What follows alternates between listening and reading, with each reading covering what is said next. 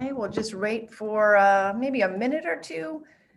The room is opened up and I see a ton of people coming on. So I'm just going to give it a couple more seconds. Welcome, everybody. Okay, and I think that we can start. Well, good afternoon and welcome to SOS, Sino-American Cooperation Needed to Save the Planet. My name is Kelly Blahos, and I'm the editorial director of Responsible Statecraft. And if you're not familiar with the Quincy Institute is a think tank dedicated to promoting a U.S. foreign policy of diplomatic engagement with the world rather than using the military to resolve problems or to defend U.S. interests overseas. We are also committed to realigning national security with sound strategy based on America's interests, including an end to endless wars that sustain global conflict and drain resources abroad, as well as addressing climate crisis.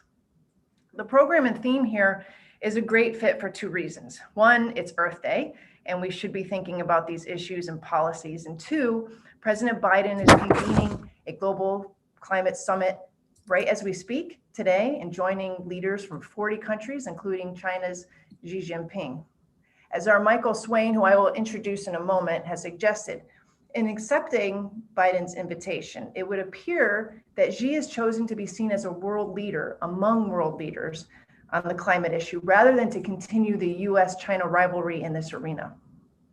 Obviously, this is a significant symbol, especially for our discussion here today, as we know that facing the climate crisis, particularly in the realm of carbon emissions, will take the cooperation of these two powerful nations. A zero-sum approach to military competition and security does everything to detract from that goal. But coming to terms with this reality and setting priorities is obviously easier said than done. Here to talk about the challenges and hoped for solutions is my colleague, Michael Swain. Michael is director of QI's East Asia program. He comes to QI from the Carnegie Endowment for International Peace, where he worked for nearly 20 years as a senior fellow specializing in Chinese defense and foreign policy, U.S. China relations, and East Asian international relations. Swain served as a senior policy analyst as well at the RAND Corporation. He has authored and co-authored and edited more than a dozen books and monographs, including Remaining Aligned on the Challenges Facing Taiwan, Conflict Cooperation in the Asia-Pacific Region, and many journal articles and book chapters. Swain is directing, along with Ian Johnston at Harvard, a multi-year crisis prevention project with Chinese partners. He also advises the US government on Asian security issues. Thank you, Michael, for moderating today. I'm going to leave. I'll see you at the end and I look forward to this exciting discussion. Great. Thank you, Kelly, and thanks for the very generous introduction. And thanks to our panelists and to the audience. Thanks for watching and thanks in advance for your questions. As Kelly just said, today's Earth Day, and President Biden is, as we know, holding a two-day climate summit with the leaders of 40 nations, including President Xi Jinping of China. And of course, U.S. climate envoy John Kerry just visited China, and the two countries issued a joint statement on the subject. Today, Biden announced a very bold objective of reducing U.S. greenhouse gas emissions by 1/2 by the end of the decade. And Xi Jinping this morning said that China looks forward to working with the international community, including the United States, to jointly advance global environmental governance, as he puts it. And he said that China would, quote, strictly control coal-fired generation projects and limit increases in coal consumption over the next 5 years with a phase down in the following 5 years. So he's also emphasizing this decade. Biden and Xi are both clearly placing a very high priority on the US and China attacking climate change. But as they say, talk is cheap. And in the US, there is far from a universal consensus of the threat and the actions needed to combat climate change. So the issue of the sustainability of both goals and commitment to action by the US is really a key question. And as for China, despite the new goals for 2030 enunciated by Xi Jinping last December at a climate ambition summit, and this morning, some analysts believe that those goals are still not enough and that Beijing's ability to meet even them will confront major obstacles, especially as a result of efforts to achieve supply chain security in strategic sectors such as energy and technology. And its goal to become carbon neutral by 2060 seems to some to be too far off. In any event, if we have any hope of reaching the goal of limiting an increase in global temperatures within this century to 1.5 degrees Celsius, which is nearly 35 degrees Fahrenheit, when it's already risen, according to some analysts, by 1 degree centigrade, both China and the US will need to actually greatly reduce their contributions to global warming as soon as possible. So here today to discuss whether and to what level and in what ways China and the US must cooperate to achieve this common goal, several questions seem particularly pertinent. What impact does the apparently worsening Sino-US strategic competition have on joint efforts to limit climate change? Is high-level government-to-government cooperation necessary in such efforts, or can the two countries work separately to achieve the desired goal, or just interact at the subnational level? Is it realistic to expect that the US will sustain a high commitment to reducing emissions over time, especially if another Trump-like US administration takes office? And what does China's longstanding position that those advanced industrial countries in Europe and North America that have contributed the most to creating the problem in the first place need to contribute the most to solving it? What does this say about US-China cooperation and willingness to do what's necessary? And does Beijing in fact regard the US as an unreliable partner in combating climate change, as some observers have said? To discuss these and other questions, we have three excellent experts on climate change and Sino-US cooperation. The first is Joanna Lewis. Joanna is Provost Distinguished Associate Professor of Energy and Environment and Director of Science, Technology, and International Affairs program at Georgetown University's Edmund A. Walsh School of Foreign Service. Boy, that's a mouthful. Her research examines technical determinants of energy and climate policy, as well as technology transfer and innovation in the energy sector. Much of her work focuses on China, where she's worked on energy and climate issue for 2 decades. Our second presenter is Alex Wong. Alex, a professor of law at UCLA School of Law. His research focuses on the interaction of environmental law and governance institutions in China and the United States. He's a member and former fellow of the National Committee on U.S. China Relations and a member of the Council on Foreign Relations. Our third presenter is Jonas Naim.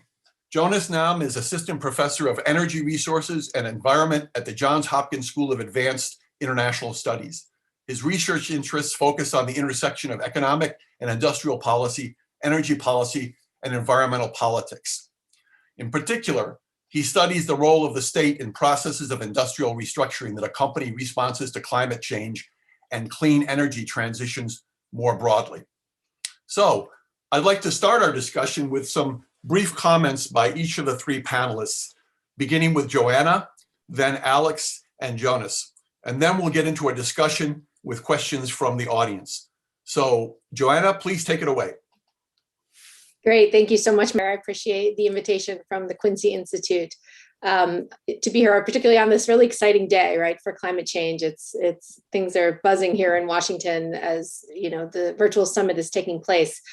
So I wanted to start by setting the stage for U.S.-China engagement, focusing on where I think we are today, and then also why engagement is in fact important even during this time of tension between our two countries. First, in terms of the emissions picture in China, I want to, clarify that while China has a lot of really solid numbers on the table, its targets are not sufficient. And I think, it's really important that a lot of the signals we've seen coming out of Beijing and from President Xi himself in the last week does leave the door open for China to raise its current targets. The 14th five-year plan targets released last month, as well as the potentially new Paris Agreement targets that have been signaled by China, will still make targets, global pathways of significantly below 2 degrees very difficult, if not impossible to achieve. And, this is just because, again, while we have these very ambitious global goals, China's contribution to global emissions essentially means that its own actions have the power to either drive or impede global ambition.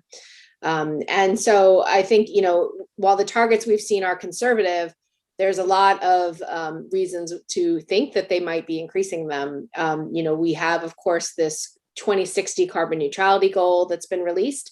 And right now, I think, in order to see that goal aligning with a 1.5 degree global goal. And in order for the 2025 and then 2030 targets that China has put forward to even align with that 2060 goal, it's going to be a stretch. Right now, for that to happen, you would need to see, if what, China's sort of the current trends are that emissions are increasing, right? And China has said emissions will peak by 2030.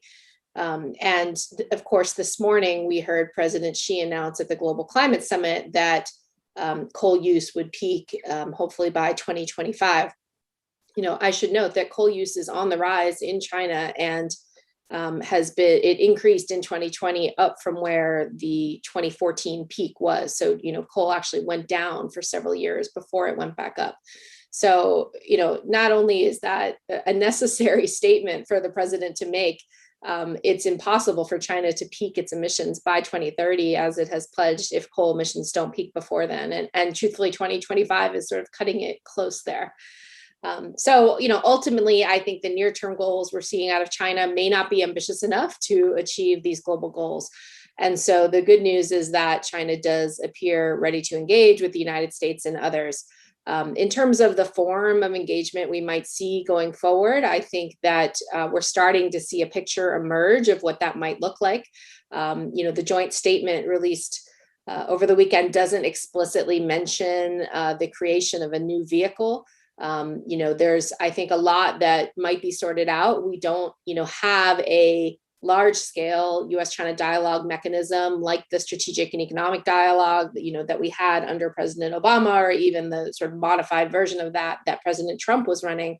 And I think we may not see this, right? Because I think there's a real reason to maybe not link climate and energy cooperation to economic and security cooperation right now.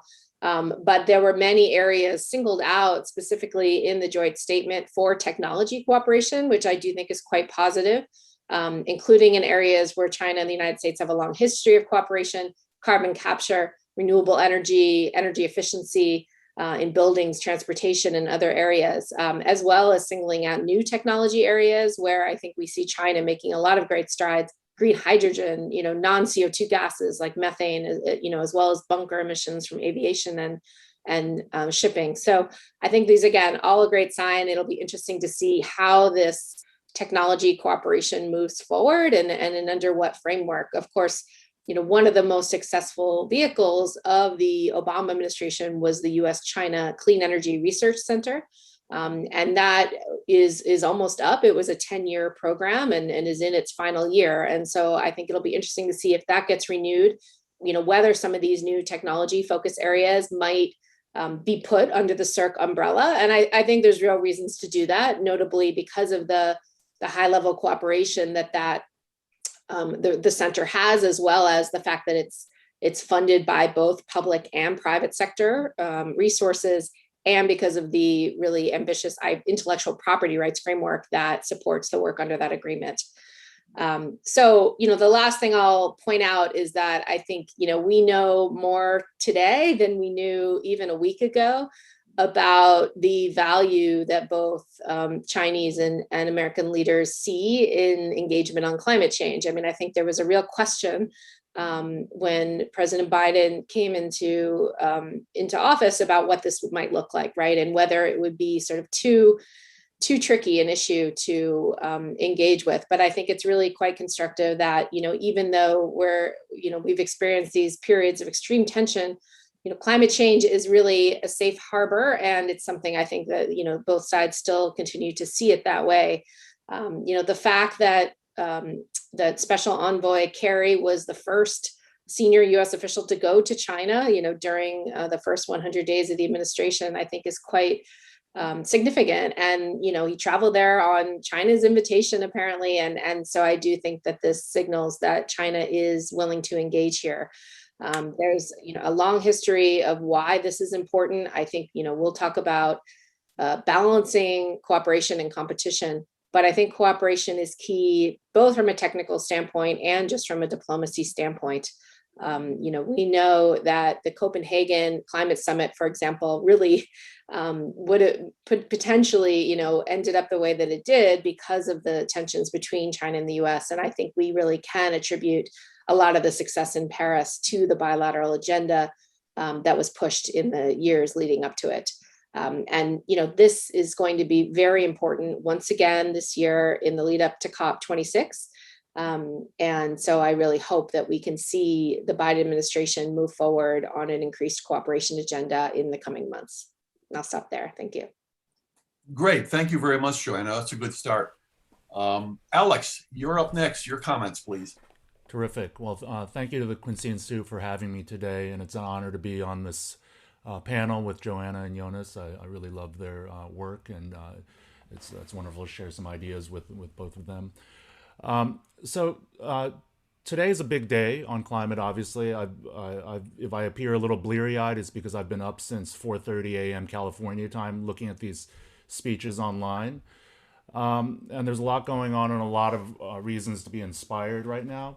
I want to make a few points about U.S. China dynamics. I agree with Joanna that cooperation is very important. This is part of my own work, and a lot of cooperation has continued even when in the depths of U.S. China relations during the Trump administration and at other times. And I think it's very important. But what I want to focus on in my few minutes is the ways in which increasing competitive dynamics can play a constructive role in climate dynamics. And it has to do, in my view, with the way that dynamics are evolving around climate action, and it's fostering a way that competition can be constructive. Competition can obviously also go in a destructive way, and so part of, I think, the role of cooperation is to help try to keep it from going in that direction. Okay, so a lot of the public conversation, and particularly the media framings, have focused on cooperation, U.S.-China cooperation. And it's worth pausing for a moment just to be a little more specific about what we think that means. So Joanna has talked about the technical cooperation in a number of ways, and that is all to the good and very important. I think when people talk about cooperation, there are a few other things that they also have in mind. So one is the type of sort of joint announcements that led up to the Paris Agreement. So President Obama and Xi made very highly publicized joint announcements in 2014 and 2015 that were important because we didn't know what kind of global agreement we were going to get. There had been a complete conflict and implosion during Copenhagen in 2009, and it was very important for the two countries, two largest emitters in the world, to come on the world stage and say we're in this, and that helped get the rest of the world on board, right?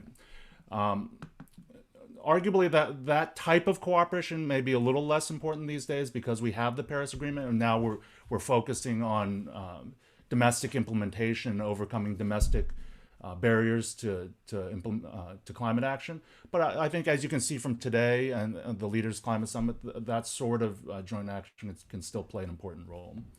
I think another reason there's been a focus on U.S.-China cooperation is in part due to the history of climate politics in the country. So in the U.S., as people who follow this know, opponents of climate action have regularly raised inaction in China as a reason for the U.S. not to take action. And so in some quarters in the environmental community, it's been important to push for engagement with China and to try to get the U.S. to sort of get China moving on climate from this dates back 10 to 20 years ago, right? So, and so I would argue that these dynamics, the sense that concern about China being a free rider, these things are less prominent in the dynamics now as countries are starting to see climate action in a self-interested way, right? So we see this in the way that climate policy is being oriented around economic priorities, right? And we see this.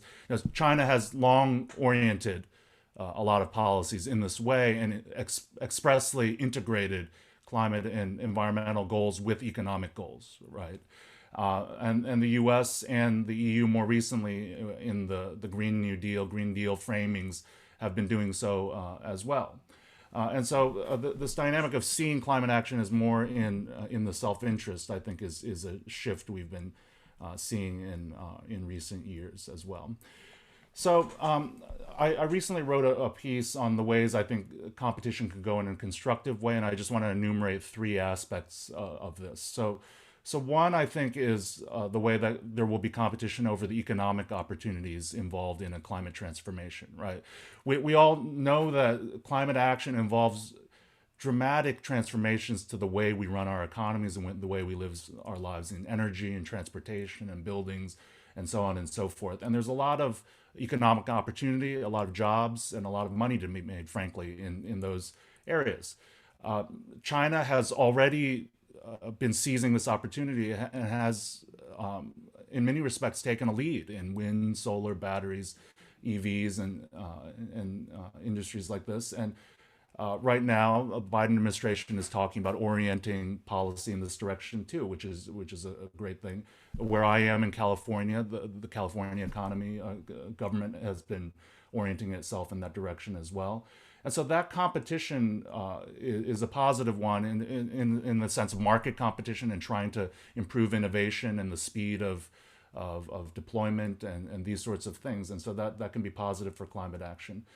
The second area that I think there will be competition is over international alliances, right? So how will China and the US engage with third countries? The Biden administration has already been talking about green aid and finance for third countries. China has talked about greening the BRI, but there's been a lot of criticism about Chinese financing still going to coal and heavy industry. And so to the extent that can lead to a competition for the favor of these third countries, that's all to the good.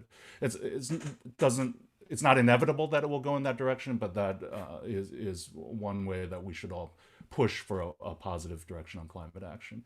And then I think the third area is a competition over, you can call it different things, either reputation or kind of governance model or kind of governance legitimacy. And I think this is a type of issue that's more abstract, but I think it matters. It used to be a kind of dynamic that was under the surface in U.S. China dynamics, but more recently it's become much more upfront and on the surface. So you saw this in the Alaska talks, where the two countries were sort of criticizing each other, and Biden has talked about this as sort of showing that democracy can work, and China has been very forcefully asserting that its particular model of governance is as good, if not better, than liberal democracies in delivering prosperity and global public goods and the like. And so many people, including John Kerry, have made the analogy to a moonshot here, and I think that's an appropriate analogy. But in many ways, this is much broader because you're talking about competition that touches on economic, diplomatic, and reputational concerns. And then finally, on the cooperative front, just to reiterate, this is in no way saying that cooperation is not important, right? I think that work is extraordinarily important. It is to say that even if tensions got to a point where cooperation became difficult, there are still dynamics that you could imagine pushing things in a positive direction. And it's also a call for using cooperation not only for the technical and the kind of policy progress benefits, but also as a way to build relationships between the countries so that you prevent an implosion or a destructive competition. So with that, I'll end there and I look forward to the rest of the discussion. Thanks. Thanks very much, Alex, and thanks for some positive aspects of this issue. Next is Jonas. Jonas. Thank you. I'll make sure that everyone's pessimistic again after my 6 minutes. But thanks for inviting me to join this conversation. It's been sort of a packed morning and also kind of a packed week. So I have a little whiplash from trying to figure out what's going on and keeping up with developments. And so I think what I'll do is try to kind of talk a little bit about the kind of broader dynamics here that I see still be relevant even as the news are coming at a rapid pace. As Joanna outlined, there is sort of for the first time in years the prospect of a more structured framework for collaboration on climate in the relationship. But this collaboration will have to prosper and survive in the context of a much more complex relationship overall, one in which I think security concerns and also some concerns about economic competitiveness are increasingly pushing against such collaboration. And so I want to make 3 points about what that might mean for climate in the context of global clean energy industries. And so I think the first point I want to make is that the goal of reducing US greenhouse gas emissions by 50% from 2005 levels, in the next couple of years, really, it's not very far until 2030, is going to be very difficult to meet without relying on global supply chains for clean energy products. And these supply chains for now are dominated by Chinese firms in many ways. And so at a minimum, meeting the 2030 targets will require rapid decarbonization of the power sector, electrification of the transportation sector. And in both of those areas, China has a significant lead in manufacturing and to some degree innovation. It produces 60% of the world's solar panels. It's the largest producer of electric cars. It makes over 1/3 of global wind turbines, and a lot of the components in wind turbines that we don't really recognize to have any connection to China. It's also now home to over 2/3 of the world's production capacity for lithium-ion batteries. And so as a result of this massive investment in manufacturing capacity and the growth of domestic markets for these products, China has a lot of experience, and it also has a lot of know-how that's related to manufacturing and innovation, related to cost and scale and all of those things. But as Joanna argued this morning in the Washington Post Monkey Cage blog, it also has know-how that's related to using these technologies at scale and integrating them into existing systems, whether this is about integrating large amounts of renewables or optimizing the grid and charging infrastructure to accommodate a lot of electric vehicles very quickly. And so meeting the 2030 targets will be exponentially harder without collaboration, in part because of China's massive investments in these sectors that have made these technologies cheaper and have sort of demonstrated them at scale. And so avoiding Chinese products, or worse, sort of decoupling from China economically more broadly, will make meeting these targets much more expensive and will slow down the pace of decarbonization. And so then the second and maybe related point is that despite these sudden pledges to work together and find attempts and opportunities to establish a framework for collaboration, I think that broader conflict in the relationship is inevitable and will likely also affect these industries that we care about in this space. And so I agree with Alex that competition can be helpful. We've seen this in the domestic framing of Biden's infrastructure bill as something that sets us up to compete with China. Competition there is a political tool that can help us build coalitions around green technology investments domestically and make them politically palatable in Washington, where industrial policy is not necessarily a term that people embrace and cherish. And so that framing, though, sort of framing everything as a competition with China, can also quickly turn into protectionism and calls for economic decoupling that I think can potentially be very unhelpful and will not get us to the required emissions reductions by 2030. And so pledges to electrify the federal vehicle fleet by buying domestic American-made electric vehicles can help build a domestic industry in these sectors. It may encourage both domestic and international battery manufacturers to relocate here. The American Jobs Plan includes billions of dollars to win global electric vehicle markets, presumably from China, an area where American competitiveness will be important to save jobs in this country. But many of the green jobs promised in these initiatives in the jobs bill will also entail the construction and installation and maintenance of equipment that in the short run will likely have to contain some Chinese components because few alternatives to them exist for now. And so motivating such investments primarily through having to compete with China, I think, creates the danger of local content regulations, more tariffs against Chinese products, or maybe the failure to take existing tariffs away. All of these would be counterproductive. And I think it's important to note here that the Biden administration so far has not lifted steel tariffs that were first imposed by the Trump administration. And so some of these elements of the trade agenda actually look very similar to the past administration in ways that is not, really pushing open collaboration and trade in this space. And so my last point then is that I think collaboration and competition can coexist productively if we get it right, but it's going to be politically difficult if we motivate all domestic action on climate primarily through competition with China. The US, I think, is uniquely equipped to be at the sort of frontier of clean energy innovation. It's historically been at the frontier. It's been the largest investor in R&D in these spaces. It continues to lead in so many areas that are critical for everyone, whether it's advanced battery chemistries, building materials, smart grid technologies, software to manage energy systems, the US can and should accelerate its research and development investments to defend this lead. And I think there's positive signals coming out of the administration. And in the long run, I think these investments can be complemented with real policies to improve conditions domestically for segments of the clean energy supply chains that are currently not supported well domestically. So that means support for domestic manufacturing, for instance, through the creation of kind of a manufacturing infrastructure bank or through renewed investments in training in vocational colleges.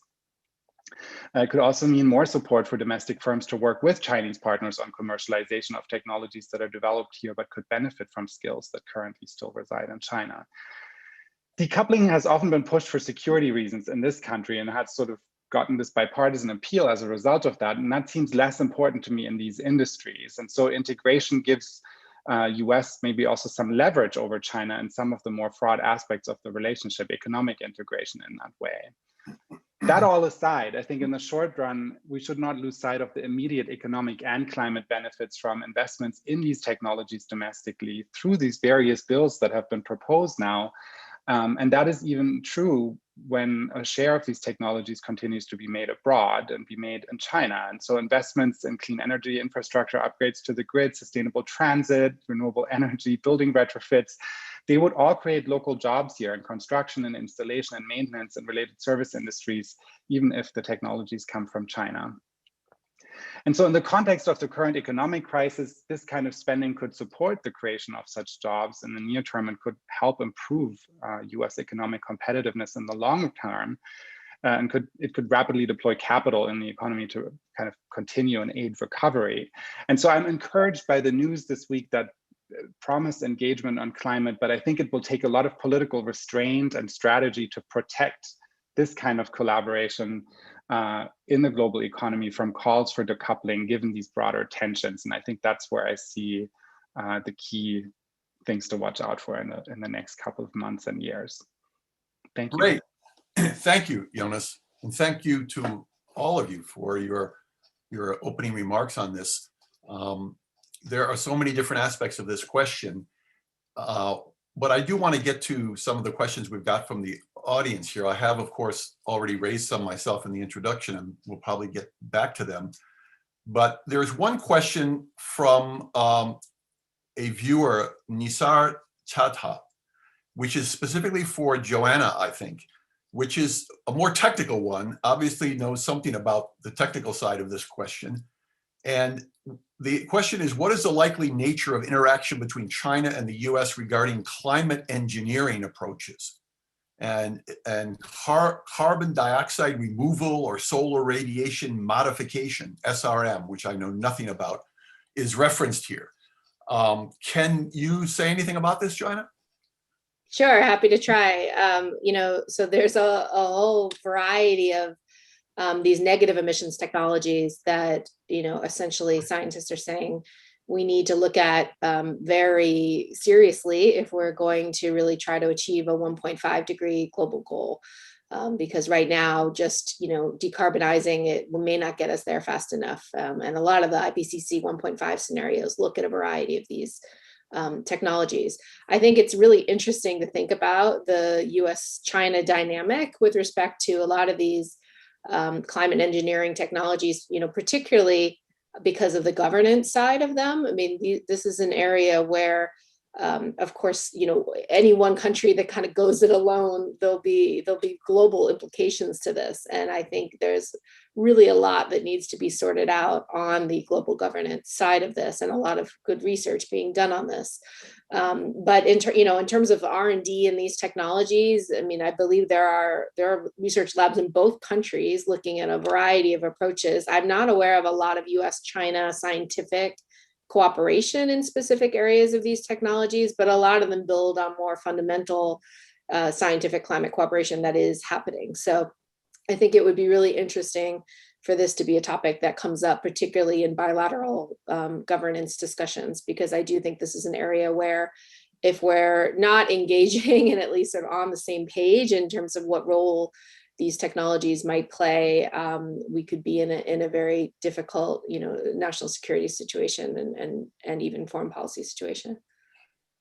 Great, thank you. Another question that I think is really trying to get at this whole issue of how the US and China interact is, it comes from Jeff Rudisil, and he asks, does the US actually contribute in some ways to China's reliance on coal? Are there aspects of US policies that make the Chinese less inclined to reduce their reliance on coal or their export of coal plants around the world? Does the US have any role in this? Alex, would you like to try and take that on? Well, there are U.S. exports of coal to China, and I think the question raises the issue of global dynamics of energy trade and this sort of thing. So, one of the there's been a lot of attention on China's use of coal and its financing of coal outside of China, but there's also a need for a focus on the United States export of fossil fuels and of liquefied natural gas, for example. These types of things are less in the discussion. But I think going forward, if we're going to talk about carbon neutrality, all of those things need to be part of the picture because it affects what type of energy the rest of the world is using, and it affects, these are obviously economic interests within the countries that have a stake in the fossil fuel economy. And one of the ways that one of the pressure release valves, for example, in China, as they are thinking about decarbonizing themselves, is that some of this business is going out to other parts of the world where the emissions are no longer attributed to China, right? So that is a political economy explanation for why China might be able to move more towards a lower carbon dynamic, but it doesn't solve the climate problem. And likewise with the United States, the issues of leakage are critical. Great, thanks. Jonas, you made really interesting comments about the supply chain issues involved in U.S.-China cooperation on climate. And if the U.S. regards, basically, as I heard it, the implication was that if the U.S. regards climate-related supply chains, which are often focused very much on China as a supplier, it will really undermine its own objectives to try to alleviate the climate problem. How critical, if the U.S.-China relationship really continues to deteriorate, and you get this kind of exaggerated emphasis on preventing Chinese supplies in a whole host of areas which are called national security, are there other aspects of U.S.-China in cooperation that would still go ahead, that would still be meaningful? Or do you think this issue of Chinese supply, U.S. reliance, et cetera, is really the most critical one? Well, let me try to answer that correctly. So I think there were, even through the tensions of the last year, there was a lot of collaboration at the firm level between different companies that were, still exchanging. I think that's getting harder. I think, COVID shut down visas. I don't see any sort of rapid move to open travel again. And so I think these kinds of networks that used to maintain these relationships between different kinds of innovators and businesses, I think are harder to keep alive, over time, sort of in the current circumstances. I think what I mean by that we're so reliant on China is really a question of time, right? So if we have 9 years to get to 50% down, that doesn't leave us a lot of time to build up an alternative supply chain elsewhere. It doesn't mean we shouldn't try, and I think everyone should have a shot at this, and I think it would probably be better if we had a little bit more diversity in supply, but these targets are very soon, and so I think there's just a reality here that they will inevitably entail Chinese products that we can't really circumvent that easily without really putting at risk these targets. Right. Great, thank you. Now there's one question here from Diane Rhodes, which is about the emissions of the military-industrial complex, if you will. There is an argument that the US military, with its large presence overseas and size of its military, is a major producer of carbon. And does this issue of the role of the US military, and for that matter, the role of the Chinese military, play an important part of this question of U.S. and Chinese abilities to reduce reliance on carbon in both countries? Who'd like to try and address that? If there's no taker, I'm happy to. I mean, somebody. so from this sort of angle at which, from which I look at this is the industrial policy angle, and I think the U.S. military has been one of the few actors within the U.S. government that over a very long time has had a very active industrial policy, had government procurement tools to, support domestic companies, and has actually been very interested and open and, trying to find solution to climate change for military bases that are affected, invested in solar and so on. So I think, there's probably, I don't know what the overall emissions tally is for the military, but I know that the military and the way that it works is an opportunity for us to bring technologies here and support them, scale them up, and learn for how to use them in other contexts. So I don't think they're necessarily the solution, but they can be part of the solution. Because they've been able to do policy support that I think otherwise in Washington is really difficult to justify. Right. Yeah, Alex, yeah.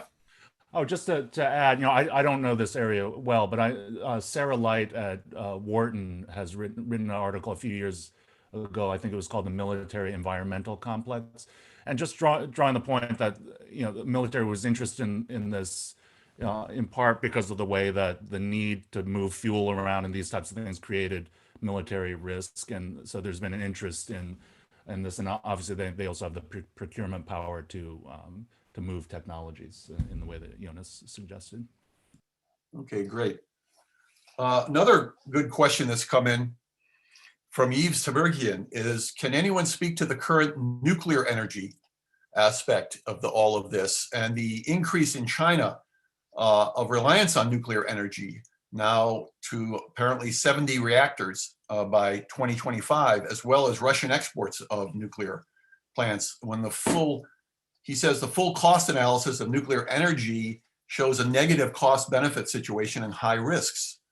Now, will there be some cooperation between the US and China in this area to try to address the overall climate change issue? Joanna, do you have any views on that? Well, China is one of the few countries in the world with really ambitious nuclear power targets. I mean, as you know, we're not building new nuclear plants right now in the United States. Right. In fact, we've lost a lot of our expertise in this area. So I'm not sure we're kind of the country anymore that people go to cooperate on nuclear power technology. China has far more nuclear engineers right now that they're training than we are here in the US, for better or worse, but China has actually fallen short of meeting its nuclear power targets in the last 5-year plan. They keep putting forth, relatively ambitious targets to scale up nuclear, but there's just a variety of constraints on their ability to do so quickly. So, I think certainly the country sees nuclear as a part of its low carbon development strategy. In fact, the targets that China pledges on climate change include non-fossil energy targets. They explicitly say non-fossil, not renewables, because nuclear is included, in these targets. And so they see nuclear as well as large hydropower as a core part of their decarbonization strategy. So, I think, and China is cooperating with other countries on nuclear, but again, in many ways, this is actually an area where China is moving forward more quickly than other countries. So I think if anything, it'll be interesting to see how, particularly some of the newer technologies China is deploying in this area, how well they do and what this sort of means, particularly for other emerging and developing countries if they decide to follow China's lead, given the complexity and still the very large costs of the technology. Great, thanks. There is a question about Sino-US cooperation in dealing with third-party countries, and particularly efforts to support developing countries to phase out coal consumption in the world. This is from Weila Gung. How likely do you think this would be that the US and China could do something really together productively to try to reduce the reliance of other countries on coal consumption? Anybody want to take that? I'm happy to jump in. Joanna, you're nodding your head, which looks like you have a view on this. Layla always has good questions. No, I would just say really briefly and interested in what the other panelists think as well. I mean, so, this is an area where there's been a lot of international pressure on China to try to move away from its investments in coal plants abroad. I mean, China is right now by far the largest source of financing in overseas coal plants, particularly the state-led development banks and Chinese FDI. And we saw actually this morning at the U.S. summit, South Korea saying that it would end the financing of coal plants overseas. They had already made sort of allusions to this pledge, and Japan has also started to say that they're looking at this as well. So I think there's a lot of pressure on China to do this from more of a kind of Asia and multilateral perspective. But I think it will also come up, in a U.S. China frame. And I think the new international climate finance package that was released this morning by the White House is also, I think, in many respects, like a direct counter to China's investment through the Belt and Road Initiative and elsewhere, to look at ways to package public and private financing and reduce risk in developing and emerging economies to try to shift some of these investments away from fossil energy and towards cleaner sources of energy. Great. And there's an intriguing line in the joint statement from last week, where it says both countries intend to take appropriate actions to maximize international investment and finance in support of the transition from carbon-intensive fossil fuel-based energy to green, low-carbon, and renewable energy in developing countries. So we don't know what the content of that will be, but it's an intriguing signal that certainly there will be further discussions on how to do that. It seems to me this is one of the areas where competition actually can be somewhat constructive. I mean, the BRI was the only game in town for so long, right? So there was really no pressure. I mean, there's a lot of pressure, but no real incentive to change behavior. And so China sort of, positioning this as a neutral initiative that would fund both fossil fuel and green stuff didn't really get any real competition. And so, if the Europeans and the Americans decided to have a proper, green financing package, that might also induce China to shift the needle a little bit. I think that there seems to be movement in this space now in ways there hasn't been in a really long time. It would be great to see both countries agree to a bottom line on standards here, right? To say, look, we're not going to finance coal-fired power plants or something like that. And my understanding is that a lot of Chinese investments are often co-investments with Western financiers anyway. So there's there's a way that they're all working together already, and so there's a foundation for collaboration there. Well, how do you see, more broadly, how do you see this trade-off that many people often refer to in China between growth and growth targets and local governments that really are oriented towards growth targets in terms of, we want to get to whatever production level we need to get to, and we don't basically care that much how we get there, versus the climate goals of the Chinese government? Are there not some significant trade-offs here that that the Chinese have to make in terms of sacrificing certain types of growth or certain levels of speed of growth in order to make real progress on climate issues? Do you see that trade-off as a real trade-off, or is it becoming less of a trade-off? Any views on that? Jonas, do you have a view on this? No. Alex? I'll just chime in with, this is going to be an issue in every country that's trying to make this transition, right? There's the existing way of doing things emits a lot of carbon, right? And so to move towards carbon neutrality will involve stepping on the toes of a lot of vested interests. And so there's concern that, that will essentially harm the economy by eliminating those old ways of doing things. The promise is obviously that you have new jobs and new opportunities that come up. And there's lots of studies coming out on this of different views, but many of them are making the case that you can sort of replace the old things with the new things. But there's debates about the quality of the jobs, the salary levels, and all of these things that make it very difficult, right? It's not an easy switch by any means, but that's the uh, the bargain. And in some ways, you see this going on in China where I've written in the past about how China seems to have sort of a common but differentiated responsibilities policy internally, like within China, right? So the Eastern wealthier places are expected to do more and are pushed to do more, whereas the poorer places are allowed to pollute more and get more support and these types of things. And so it'll be interesting, and I'm planning to do some future research actually looking at some of the wealthier places and how they've transformed, right? So for example, in Zhejiang province, they've been the biggest all-in province on prosecuting environmental crimes, right? So last 7 or 8 years, they've accounted for half of the prosecutions for pollution, serious pollution crimes, their particular criminal law. And you see them kind of pushing these things out because they actually have opportunities in other types of industries, right? And so they can sort of make up for it. And you're going to see this transformation be different from province to province, just like it's different from region to region within the United States. Joanna, did you want to make a comment on this? Sure. I mean, I agree with what Alex said, and he's done really interesting work also on just how the targets set at the local level mobilize local officials on all of this. I mean, look, China still gets the majority of its energy from coal, right? I mean, it's still 60% of energy consumption, 65% of electricity generation. And so, I've gotten a lot of questions this morning, from reporters and whatnot about, this signal that Xi Jinping sent about moving away from coal. Is this something that, the U.S. sort of, is pushing them to do, or, is this something they're doing in response to international pressure? And I don't think so. I mean, I think this is the key domestic issue for China. The coal industry is the biggest employer. It drives industrial activity and it drives the country's overall economic development strategy.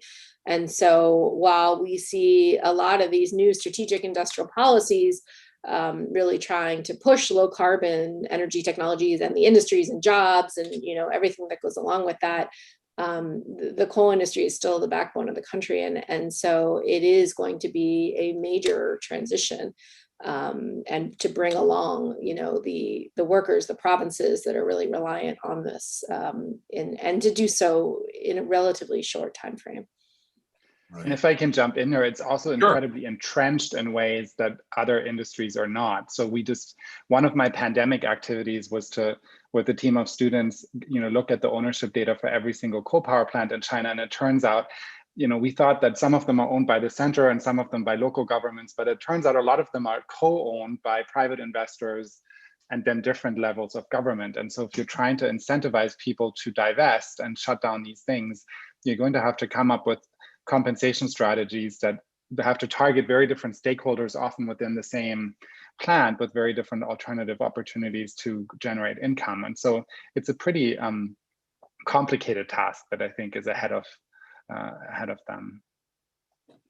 China's already been engaged in this job of getting rid of some heavy industry. It's been maybe less so. They've done some shutdowns in coal, but for a while Mining. now, they've been shutting down heavy industry facilities and moving them to different places. And so, we need to know more about how they've been managing the job transitions. And I've spoken to people who are, someone who, for example, who was a head of a labor union at one of these plants.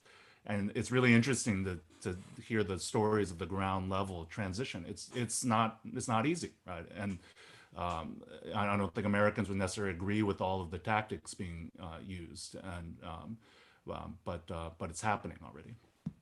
It's a lot of forced retirement, at least in the places that I've been able to study, and mining closures, and there's a lot of social consequences that come with that. I mean, it's not a generous package people get when their jobs go away.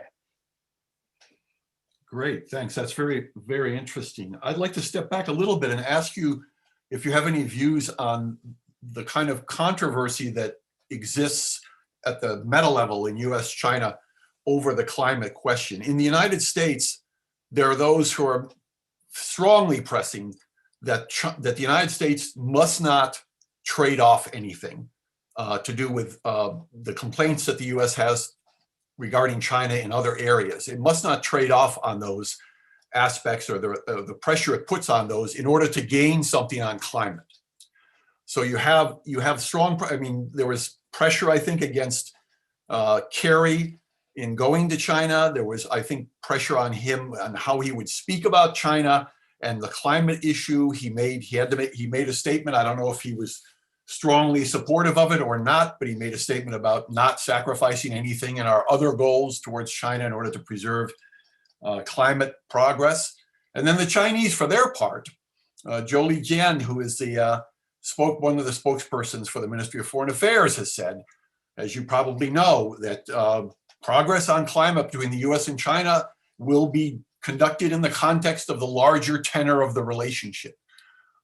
This is not something that's been repeated by somebody like Xi Jinping, but it nonetheless is out there. A foreign ministry spokesperson has said this. So how do you view this kind of question of how these two countries are dealing with this issue of trade-offs in their larger relationship? I know it's a big issue and a complex issue, and it really delves a lot with politics, but you must have some views on it. I can take a crack at it. I mean, a piece that I saw responding to this issue was Ryan Haas at Brookings had written a piece sort of suggesting that, look, this is not the way these negotiations happen, that you're trading off something on climate action. And I'm not sure what the US would be asking. I don't see the relationship in those terms, that it's as though it's like a contract that you're negotiating and giving up something for another provision. And so I think, I think to keep those things separate, I think it's possible. And I think that there will be friction in lots of other areas, and that China will engage constructively in areas where they see it in their self-interest. Both countries see it in their self-interest to do so. I think climate is one of those areas. I think they are sophisticated people who can do cooperative things in that area, even as they're fighting in the other areas. And I think the fighting is inevitable because they're two very different systems with very different values. And I think it's all to the good that there's that fighting, because it's about how we all live in the world with these two big powers. And each side having their voice about things they disagree with is completely the appropriate thing to do. I very much agree with that sentiment. Thanks, Alex. Anybody else? I mean, I would just add, I think that this week has shown that we can engage with China on climate change, and we can still not agree with a lot of things that are happening right now in China, and still hold a tough line on trade issues and security issues. I don't see it as a trade-off, because this is not just about the US having something to gain, right, from engaging with China on this. This is a global issue. This is something that the world needs to see happen.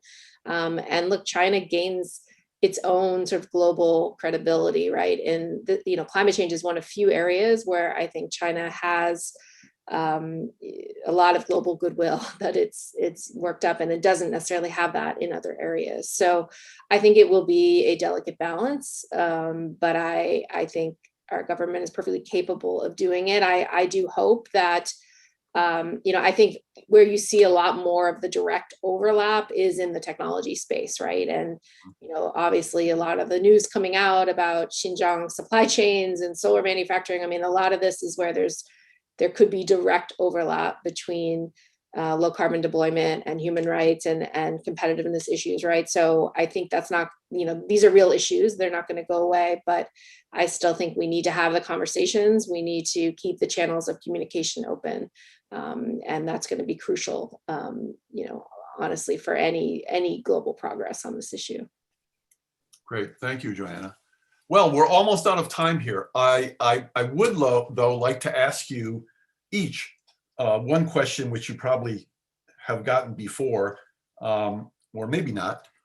If you had to make, say it's the 60-second elevator question. You're in the elevator with let's say both President and Biden and Xi Jinping. If there's one thing that you think U.S.-China relations should do in advancing climate change that they have not yet done, that you think is the most important thing that they should do cooperatively, what would it be?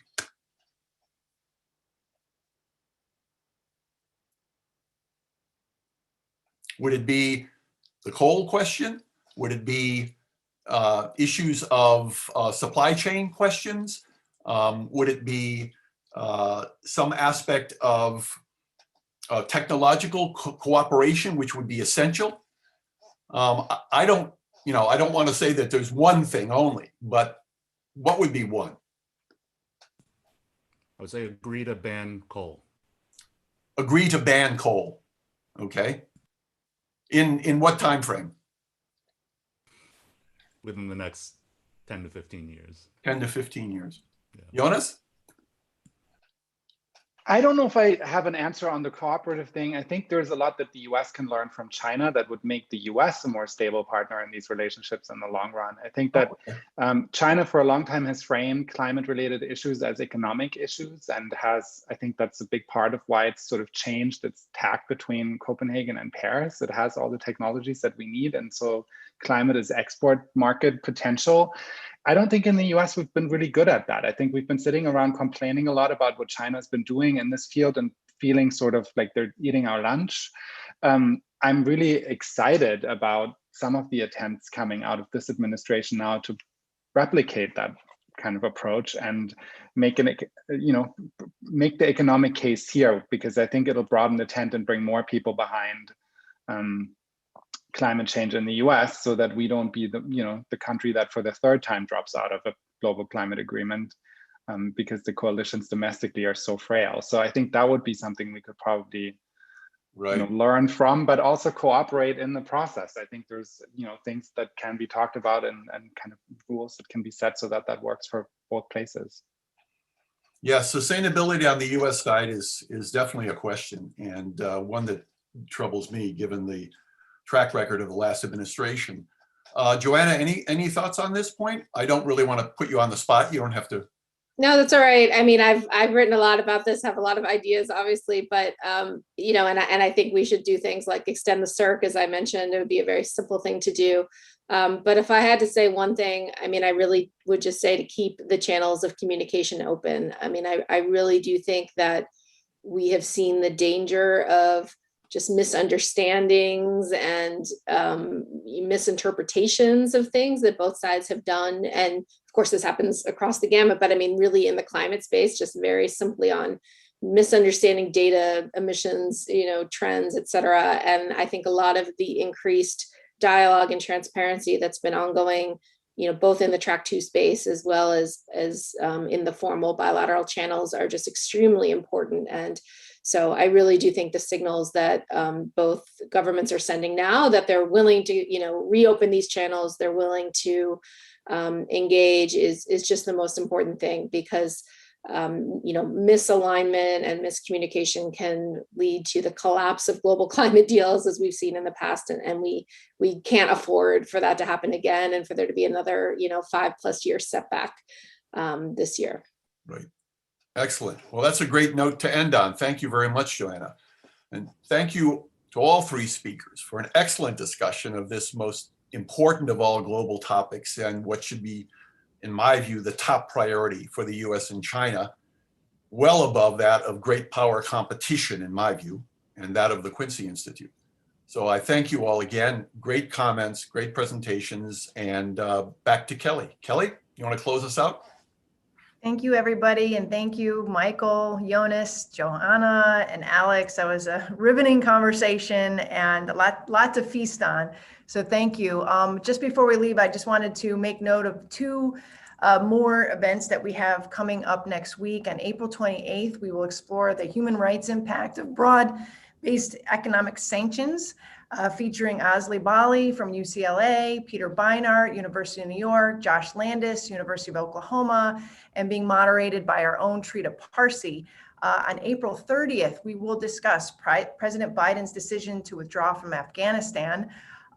This will be featuring Vonda Felbab-Brown from the Brookings Institution, Ambassador Richard Olson, Jonathan Schroden, and moderated by our own Adam Weinstein. So you can get the links and more information on the quincyinst.org website. And thank you again for everybody who tuned into this and for our participants, and we'll see you next time.